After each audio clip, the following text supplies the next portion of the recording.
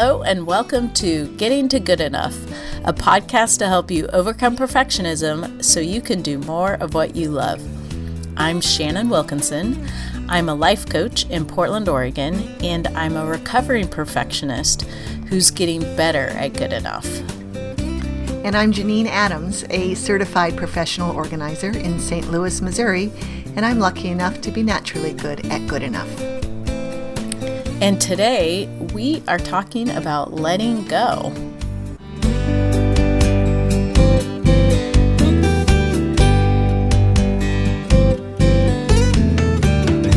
Janine. Hey Shannon, how are you?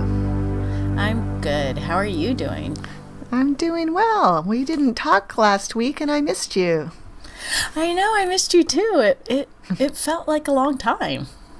It did. This year with Christmas on a Tuesday, the whole holiday season was long. I'm not really complaining. I'm kind of am though, which is weird. But it just seemed like January was never going to come.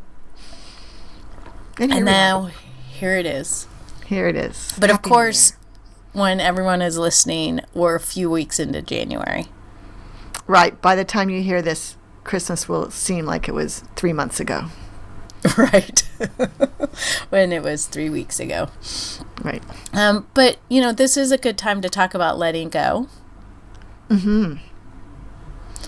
I don't know. You know, it's funny that one of the kids was saying, like, what's the big deal about New Year? It's like in the middle of the year.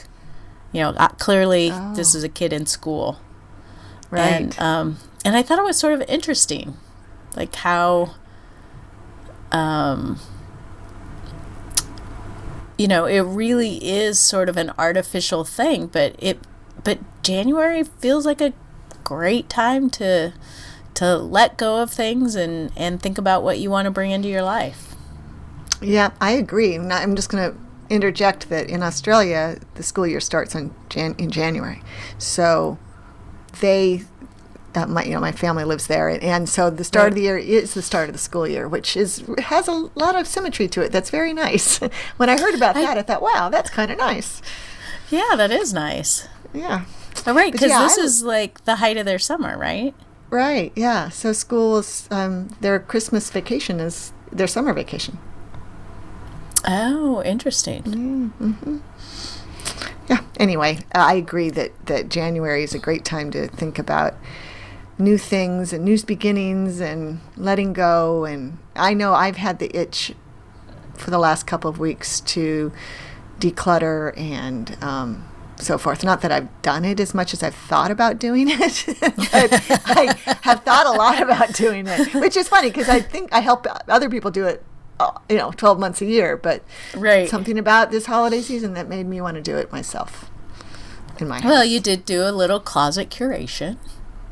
Well, that's true, yeah. And I did, today I was sort of cleaning up. My desk has gotten, the stuff that actually resides on the desk that supposedly was put away, it was too much on my desk. So I sort of got rid of a few things, and that felt good. Yeah. So is that, when you get rid of stuff like that, when you let things go, is that ever a struggle for you? Oh, yeah, it can be a struggle for me. Absolutely. And I mean, part of my challenge is that I have a big house. It's a 2-family house, and we live in the whole thing. I mean, there's a lot of rooms that we can store stuff in. So it's easy for me to just move it out of the way rather than let it go, which is not beneficial, right? I'll regret that later, probably. So when I make a decision to actually let stuff go, sometimes there's a little bit of a struggle, but it almost always feels great. And my particular challenge points are office supplies and like art supplies. Those are really hard. Office supplies in particular are really hard for me to let go of. And so I actually swap services with another professional organizer. So I do it with professional help. And when she helps me, I can let it go a lot more easily. And that's how it works, right? That's why people let go of stuff when I help them. It's just when you have somebody there helping, it makes a difference. But anyway, sometimes I have that little, have to push past it. and then I never regret it. I mean, virtually never have I let go of something that I wish I hadn't. Yeah. So, and I tell my clients that all the time, and I think that's true of most of my clients too. Right. Right. How about you? It's very rare. Yeah, I do struggle with letting go of things in particular. I find myself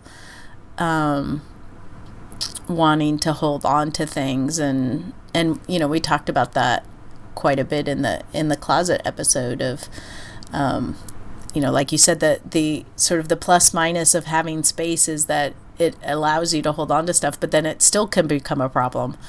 Right. We're delaying the inevitable. Right. And it's so much easier. Right. It's so much easier to do it a little bit at a time, for me anyway, because I definitely hit a point where it's overwhelming and I can't make a decision anymore, and I don't feel good about any decision at that point. Yeah, decision fatigue is a real thing, without a doubt. Yeah. But I do notice that when I think about it, like the language I use is really important. The words letting it go feel so much easier to me and feel so much better than getting rid of or even decluttering sometimes. Marie Kondo, right? The Japanese yes. Declutterer. I don't know if you saw, but she has a show on Netflix that debuted on January 1st. Oh, I did hear that. Yeah, and I watched a couple of episodes yesterday, and which I really liked it, I got to say. I'll be blogging about that soon. But she calls it tidying. And she's clearly helping people declutter. I mean, let go of stuff. Right. But she calls it tidying. To me, tidying is usually not about letting go of stuff. It's about just making what you have more tidy. But I kind of like the idea that you would call it tidying. Or I have another colleague who calls it editing, which I think is quite nice. Yeah, but you're right. But to me, letting go is the phrase that works for me, because it's, to me, when you let something go, you're creating space to invite something else in, or just space to enjoy. And it's a real positive thing. Yeah. Yeah. Well, and that the word we use for closet, what do we call it? Closet curating. Yeah. Curating, which is another, that it just has a different spin. And I guess the point of all of this is that, finding the language that works for you is really important. Absolutely, because words are important, without a doubt. And if you call it trashing stuff, or I'm going to de-junk, sometimes people will say that. That to me, that doesn't feel good. Right. Although I can sort of see certain circumstances where that might be good. Like, I'm thinking about when you just said de-junk, I need to de-junkify the basement. And that sort of makes me excited. Yeah, there's a bunch of junk in there, and the idea of getting rid of that junk is kind of exciting to me. Well, there you go. But exciting is if good. I thought about, yeah. Well, yeah, I mean, I don't really get that excited about cleaning out the basement, but I'm kind of excited about de-junkifying it. But it's, I feel like I do this a lot, where I have these epiphanies that how the language matters to me.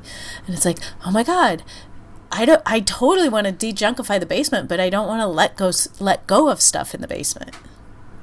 Oh, what the heck? When you say de-junkify, right? you mean you would actually let stuff go, right? Yeah. Yeah. Even though I would be doing the exact same thing that you might call letting go, it really impacts how I think about it. How about in your clothes closet? Do you de-junkify that? No, that sounds horrible. There's no junk in there. It's all treasure. Yeah. So it's kind of fascinating. Yeah. And the idea of curating my closet is appealing, because that feels like I'm like choosing the best things that I love the most, that I enjoy wearing the most. It's a very respectful term. Yeah, but it also is, I think it reflects more of my closet, which is that, pretty much everything in my closet is something that I loved at some point, but I just may not love it as much now. Mm-hmm. Whereas things land in your basement that you never loved. Yeah, right? or that are not mine. Right, yeah. I have a sense that the basement, yeah, well, we don't even need to go there. Yeah, interesting. We've been talking about physical things, and that's where that's what I spend most of my time doing, is talking to people about letting go of physical things, because they hire me for that. But it's certainly not confined to stuff, is it? Letting go, the benefit of letting go. No, and I think that's where the term letting go feels like it fits more for me, is in thinking more about abstract things, about ideas or beliefs or emotions even, of letting go of those things that no longer serve you, those things that aren't actually things that no longer serve you. Right. So letting go of belief about maybe someone who says, I'm not good at this, or I don't like that, or I don't do this well.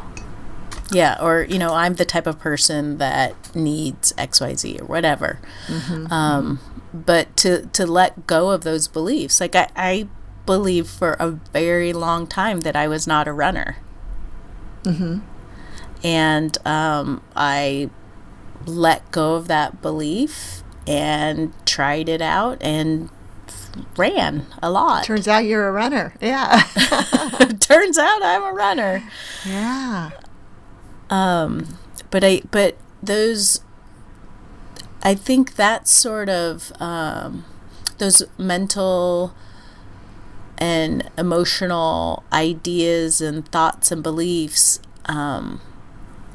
letting go of them really does open up space for you to do more of what you want. And I think perfectionism falls into that a lot, because I think most of what creates perfectionism is or are those kinds of thoughts and beliefs about how you are as a person, or how you should be, or how things should be. Right. And what I just thought of while you were speaking was that, our tagline for our podcast is a podcast about overcoming perfectionism so you can do more of what you love. I think that's what it is anyway. Maybe we should consider replacing overcoming with letting go of. Oh, I like that. I know. That feels better to me. It really does. And that's funny you say that, because I've always sort of wrestled with the word overcoming in there. Yeah, me too. It feels like such a struggle and a negative. I mean, right. Oh, so let's do that. Yeah, next episode. But so to me, letting go of physical stuff is fairly straightforward. Like I know how to help people do that, and it starts with their having a goal of having more space or being more organized, or whatever their goal is. But letting go of beliefs and emotions, that feels harder. Is there how? And that's something you help people do, right? Right. As a life coach. Yes, that's a big part of what I do. Yeah. So how does that work?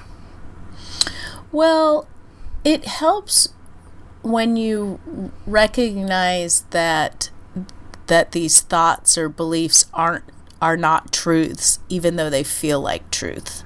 That it's a pattern or even a habit that you probably fell into when you were young, and it feels like it's true. But one of the things you can do is to see if you can sort of poke holes in the belief. So let me think about what a way that might be. Like if you believe that, what's a belief that a perfectionist might have that feels true but isn't necessarily true? If they don't know how to do something perfectly, they shouldn't even try. Right. Okay. So you can, yeah, absolutely. Like, I've had that belief in the past. Like, there's no point in trying if I can't do it perfectly. And so you can just start to kind of tease that apart by, well, is that true for everyone? Or you can even just start with, is that true? Like, is there ever been a case where that's not true? And then you can come up with a lot of instances. And you can think of, well, what would I rather believe? And I might rather believe that, if something matters to me, it's worth trying regardless of how well I can do it. And those two things are potentially equal. I was going to say equally true, but in fact, the perfectionist idea is less true because it is so absolute. Right. Yeah, so that shift is a big one. But it can feel, so I'm not a perfectionist. Is it hard to, do you think, is it hard for people to accept that second truth as possibly true?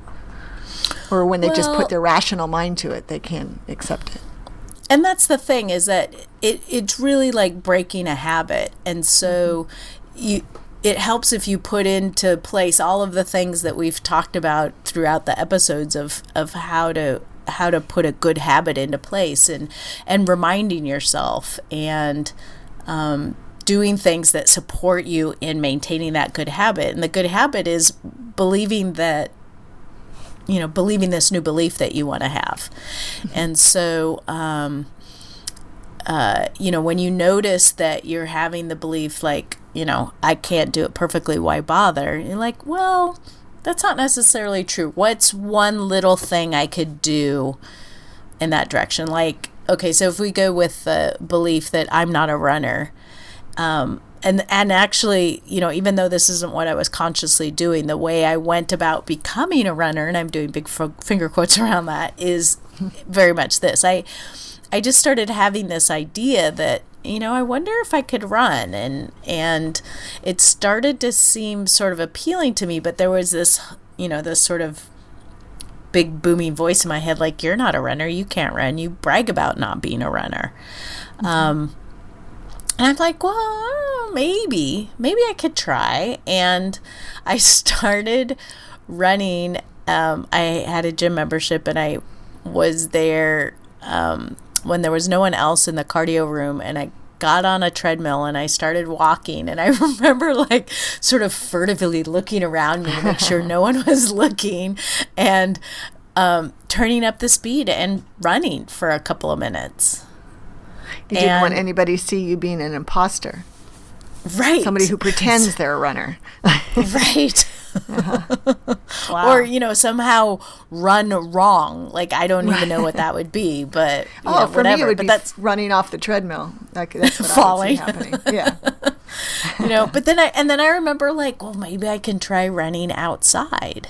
And I like went for a walk, and then I, ran for a block or two and started doing that. And so it's allowing yourself the space to believe in this new belief.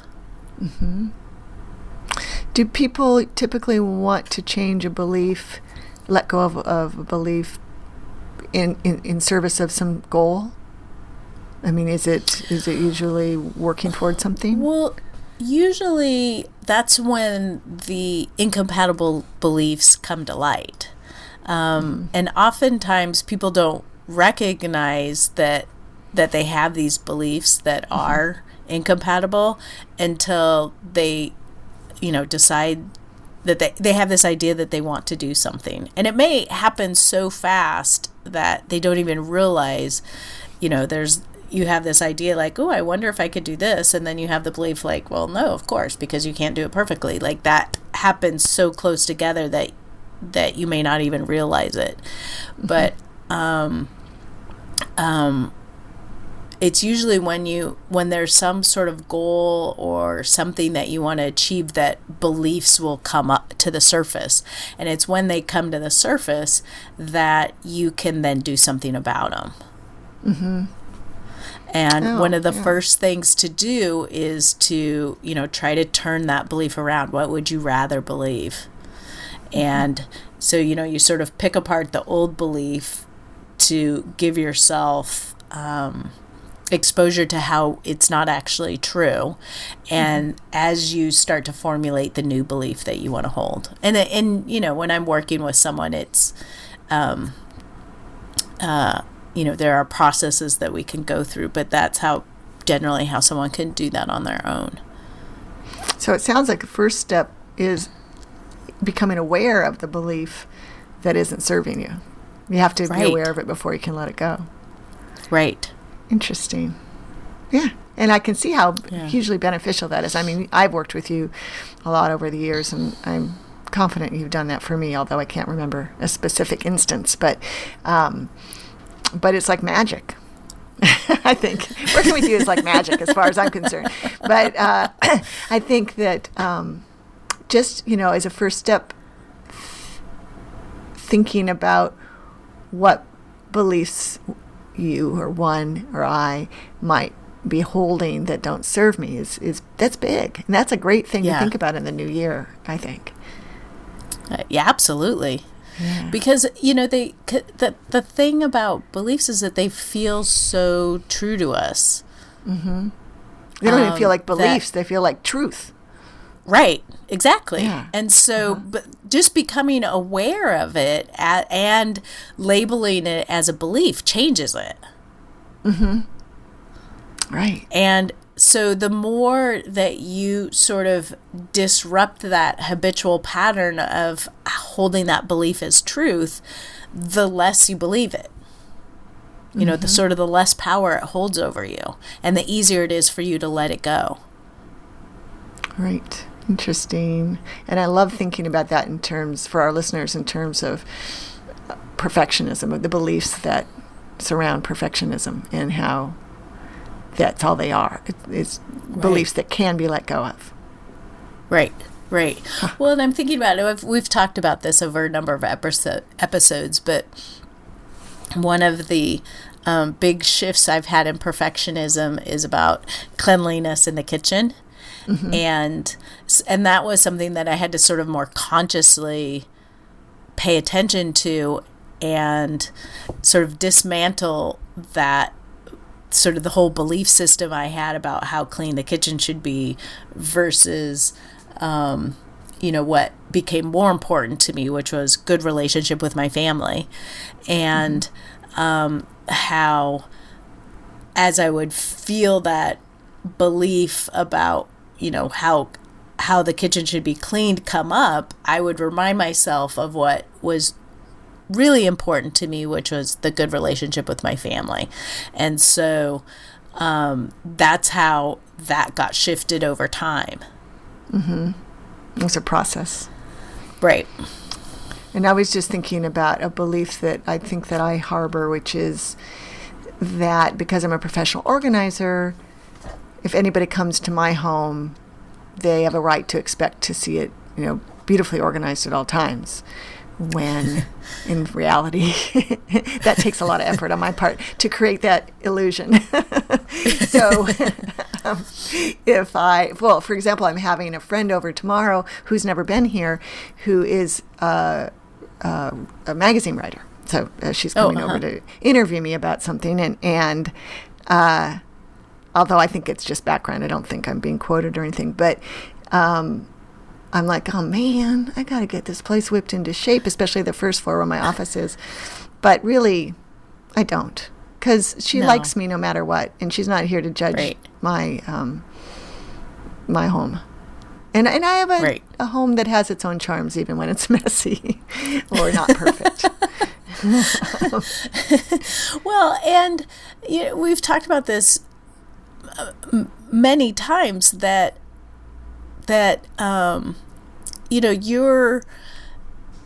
there's freedom, I think, for your clients in knowing that you are, or the people that read your blog and the people that listen to us, and knowing that you're human, and that that you tend to be messy, right, even though you are very well organized and are an amazing organizer. Well, thank you. But yeah, I am organized. I'm just messy, and that's okay. It really is. But I just have to keep. I need to own it. Do we need to have a session about this? No, I'm not at all anxious. But I just really am more lazy than anything. Thinking, what do I have to do to make this look better? But there, it's fun. It's not bad, particularly. Yeah. Hey, here's a belief I've let go of. Oh, what's that? I'm not somebody who does yoga. Really? Today is day 22 of... Are you kidding? No, every day for 22 days.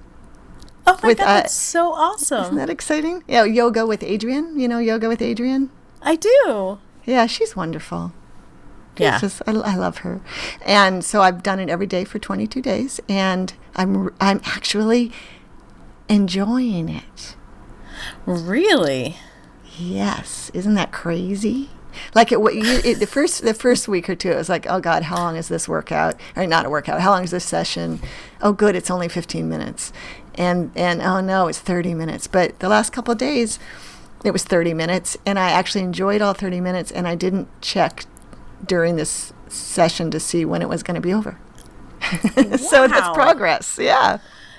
Wow. Because you really were sort of like, I'm not a yoga person. Right. Yeah. I couldn't see myself doing it despite all these indications that I kept feeling that it would be a beneficial thing for me to do.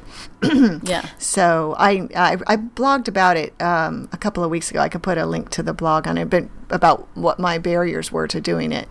And really having my niece Miranda here and doing it every day. I was with her for 3 weeks, and she did it every day. And I saw that it was not a big deal, and that she really treasured it, that she found it very valuable. And she said, go with Yoga with Adrienne, start with a 30-day yoga workout or yoga challenge or whatever it's called.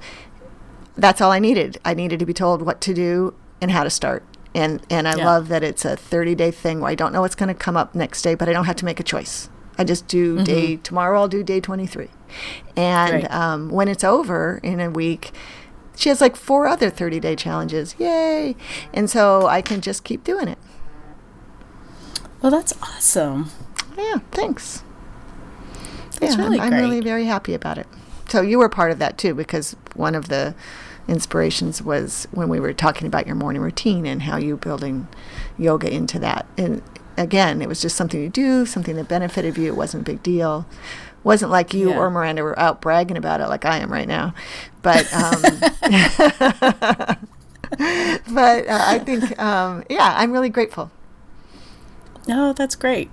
Well, I have to admit that my morning routine went all to hell over the holidays. Oh. Well, you were sharing a hotel room with many people. It's true. You had no way to do your morning routine. So cut yourself slack. Yeah, but now it feels like a good time to restart, and you're reinvigorating me to do it. Oh, good. Excellent. Adrienne provides a 30-day calendar, a blank calendar, with just the numbers of the day on it. And each day at the end of the session, I write a word that sort of symbolizes the session to me, or represents it. Oh. And so I can keep track of where I am, and it's made me really happy. Oh, I like that. Yeah. I like that. So it's a deeper version of Don't Break the Chain. Yeah, exactly. Like a more thoughtful version of Don't Break the Chain. Right. Mm-hmm. Oh, I really like that. Yeah, I'm very happy about it. And I even was able to keep it going when my husband was out of town and I was working a lot, and haven't been able to necessarily do it in the morning, but I've done it. And now it's just yesterday started a 30-day challenge on my genealogy blog. So I have to do genealogy research every day for 30 days too. It's getting busy around here. Yeah. But so I'm curious if you recognize anything else you had to let go of to allow yourself to do yoga every day. I mean, like, what did you have to let go of to let that happen, to create the space for that? You mean beliefs, right? You don't mean like things on my schedule. I mean anything, because I'm guessing there are sort of multiple levels of things that you had to let go of. Yeah, I had to let go of the fear of doing it wrong, and the fear of hurting myself by doing it wrong. But the instruction is so good and so gentle that I don't have that fear anymore. I let go of the idea that I didn't have time to do it, right? That's always been a big problem for me, is finding the time to exercise. Well, of course, I have the same amount of time. It's just a matter of deciding that it's worth dedicating the time to. I let go of the idea that I couldn't do it because I'm not a flexible person physically. I'd like to think I'm flexible in other ways. But, I'm getting more flexible. And, it doesn't matter that I have to bend my knees in order to put my hands on the ground or touch the ground, right? And no. What else? And then in terms of my schedule, I've had to get up a little earlier if I'm going to get it all done. And that's okay. That means I have to go to bed a little earlier, but that's okay too. It makes me wish I had my blog post in front of me, because I did talk about a few other barriers I had to it. But a big part of it for me was, maybe it was a perfectionist thing of not knowing where to go to learn to do yoga. And I really didn't want to go to a yoga studio. I don't like to have to leave the house to exercise. That's a big barrier for me. So never mind that my dear friend Sally is now a yoga instructor. Oh, she is? Yeah, you'd think I could have turned to her for aid and assistance here. But she's probably thinking, what? Why didn't you ask me? But I actually haven't. I'm going to see her tomorrow, but I haven't seen her since she's been back from her summer being away. But anyway, those are the things that come to mind. Right. Well, but I think that is even though you don't think of yourself as a perfectionist, it sounds like there clearly was a lot of wanting to get it right in there. Mm-hmm. Yeah. That you had to let go of to be able to start. Mm-hmm. Yep. I think you're right. And there was a little bit of fear too of, I don't know, feeling stupid, even though the only person watching me was Bix, my dog. And Bix loves you no matter what. That's right. He did wonder what the heck I was doing, but he, because he's usually there. Did he join you? Down. Yeah. He lies down next to me. Sometimes he lies on top of my arm, which isn't very helpful. But yeah, he's usually right there when I'm doing it. Sometimes he goes on the bed. I've been doing it in my guest room. So sometimes he watches from above. You mean my room? Yeah, your room. Right. I'm using your bed, Shannon. I'm not actually. I'm using the floor next to your bed. Bix is using your bed. So there was a weird fear of feeling stupid, which is so funny since I was alone. But there you have it. Yeah. But, that's such a good point of how deep these things can run, even when they're completely illogical. Yes. It's funny, you shine a light on them, you open, and they do seem just ridiculous, but they're real when they're happening. Yeah. Well, you let go of a lot. Yeah, and I already had a whole bunch of yoga pants, so that worked out really well. Because yoga pants are the most comfortable things to wear. So you get to wear your yoga pants for yoga. Actually doing Yay! Yoga. Though the truth is I do my yoga in my pajamas most of the time. Oh, I love that. Because I try to do it before I walk Bix, and I don't get dressed before I walk Bix. I mean, I get dressed right before I walk Bix. Yeah, and I wear this is getting too detailed, but my pajamas have cuffs on the bottom of the leg because I don't like it when my pajamas push up at night. So it's not quite so weird, maybe. But I don't, I think I sort of feel like I brought this up in a prior episode, but I had a client who I was talking to about who was wanting to do yoga and was finding, all these barriers to getting started. And the one of the things that we talked about was just starting with doing some stretches in bed in your pajamas. Oh, yeah, right. Yeah. And so, whatever lets you get started. Right, exactly. Yeah. That's great. I wasn't planning to spring that on you today, but I'm glad I did. I know. I'm super excited for you. And also, I think it's such a perfect example of how letting go of things allows you to bring something into your life that you really love. Absolutely. Gosh, it kind of feels like a good place to stop. I think so. I feel complete. Me too. You complete me. You had me at yoga. Nice. And with that, yeah, we'd love to hear what you're letting go of in the new year and how you're going about it. You can leave us a voicemail at 413-424-GTGE. That's 4843. You can leave a comment on our website, gettingtogoodenough.com, where you will also find links to all of our social media profiles, where we would love to hear from you, to chat with you about letting go and anything else that has to do with getting to good enough. And for now, I'm Shannon Wilkinson in Portland, Oregon. And I'm Janine Adams in St. Louis, Missouri. And we hope that good enough is getting easier for you.